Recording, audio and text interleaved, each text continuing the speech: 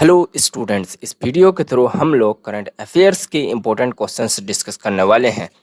तो चलिए पहले क्वेश्चंस की तरफ चलते हैं।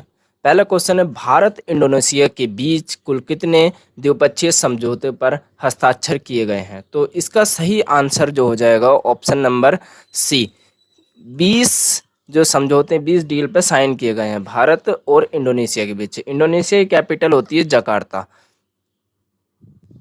जिसमें कि शिक्षा संबंधित हस्ताक्षर समझौते हुए हैं। और इंडोनेशिया ब्रह्मोस, भारत की ब्रह्मोस मिसाइल को खरीदेगा। और एजुकेशन से रिलेटेड, एग्रीकल्चर से रिलेटेड कुल टोटल मिलाकर 20 समझौते किए गए हैं। नेक्स्ट क्वेश्चन है, नर्मदा परियोजना से संबंधित भुगतान समझौते पर कितने राज्यों ने हस्ताक्षर किए हैं? तो इसका सही आंसर हो जाएगा ऑप्शन नंबर बी, 4 राज्य। वो 4 स्टेट कौन कौन से हैं?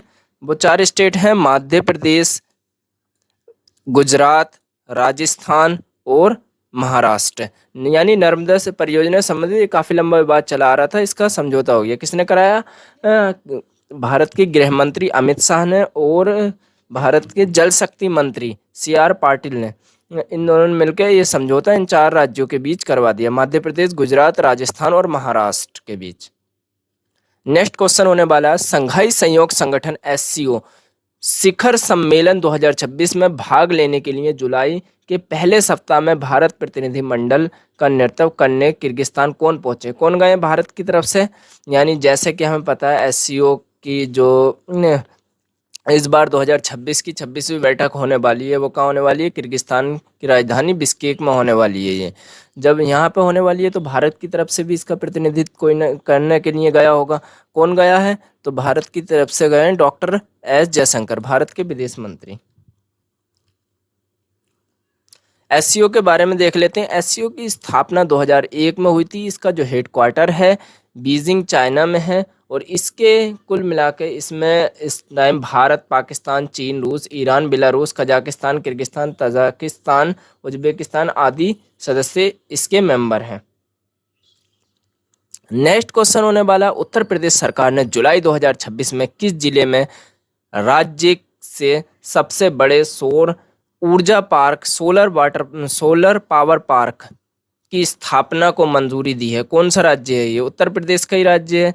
सोलर पावर पार्क की स्थापना को मंजूरी दी है, तो ये राज्य है, डिस्ट्रिक्ट है जालौन।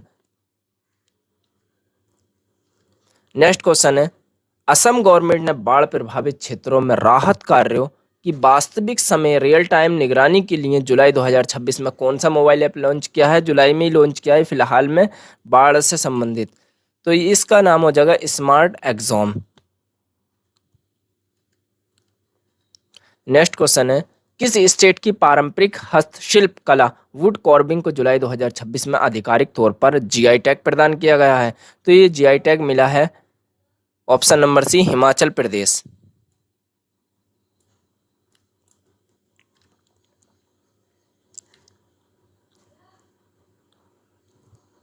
और भी हिमाचल प्रदेश को GI टैग मिले हैं, 3 मिले हैं फिलहाल में।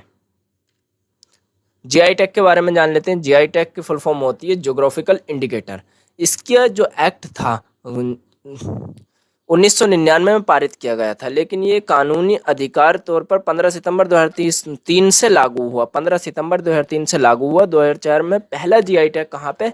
असम स्टेट का दार्जिलिंग चाय, यानी दार्जिलिंग की टी को पहला GI टैग मिला। वर्तमान में भारत में अब तक 600 से अधिक स्वदेशी GI टैग मिल चुके हैं, 600 से ज्यादा मिल चुके हैं GI टैग अब तक।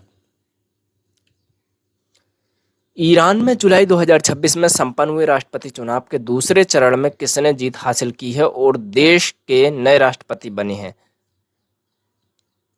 यानी पहले कौन थे? इब्राहिम रईसी थे, जो कि हेलीकॉप्टर एक्सीडेंट में डेथ हो गई थी उनकी। और नेक्स्ट कौन है? अब जो इस वक्त जो रिजल्ट आए हैं उसमें कौन नए राष्ट्रपति चुने गए? तो इसका सही आंसर हो जाएगा Masoud Pezeshkian, option number D. इन्होंने हराया सईद जलीली को इलेक्शन में। Thank you students.